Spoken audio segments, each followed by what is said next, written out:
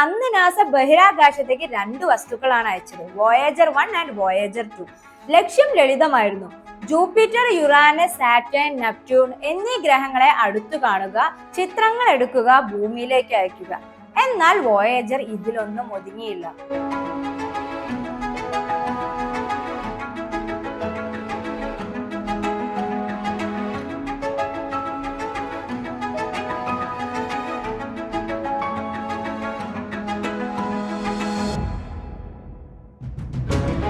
അതിന്റെ യാത്ര അത് തുടങ്ങിക്കൊണ്ടേയിരുന്നു.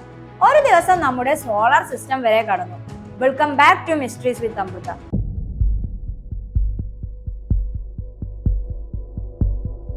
ആദ്യമായിട്ടാണ് മനുഷ്യൻ നിർമ്മിച്ചൊരു വസ്തു സോളാർ സിസ്റ്റത്തിന്റെ പുറത്തേക്ക് തന്നെ പോകുന്നത്.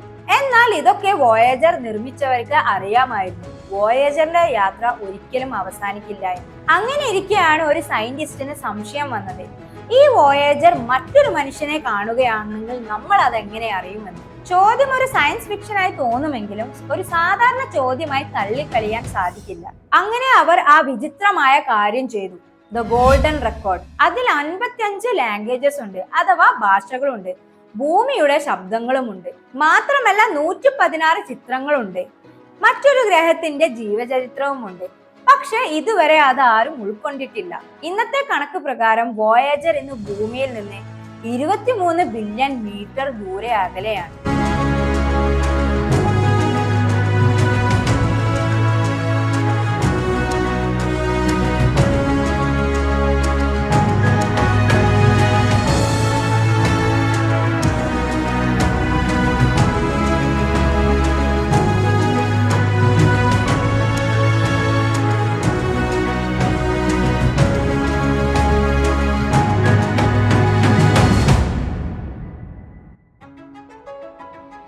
അങ്ങനെയാണെങ്കിൽ യഥാർത്ഥത്തിൽ നമ്മുടെ വോയേജർ ഇപ്പോൾ എവിടെയായിരിക്കും?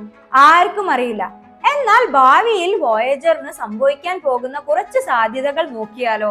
2023 നവംബറിൽ വോയേജറിന്റെ ഡാറ്റകളിൽ ചില മാറ്റങ്ങൾ സംഭവിച്ചു.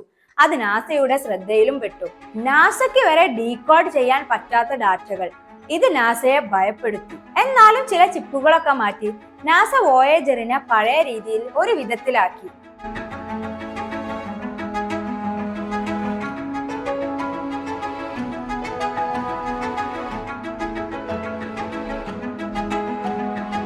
ഏകദേശം അതിന് 5 മാസം എടുത്തു.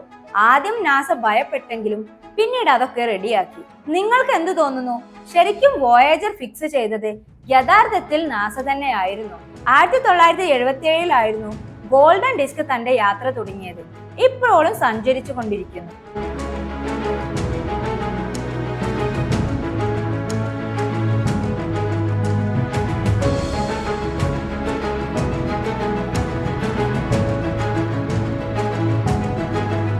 ഏകദേശം 1 ബില്യൺ വർഷം വരെ ഈ ഗോൾഡൻ ഡിസ്ക് നിലനിൽക്കുമെന്നാണ് നാസ പറയുന്നത്. നിങ്ങൾക്ക് എന്താണ് തോന്നുന്നത്? ഈ ഗോൾഡൻ ഡിസ്ക് മറ്റൊരു ജീവിയെ കണ്ടെത്തുമോ?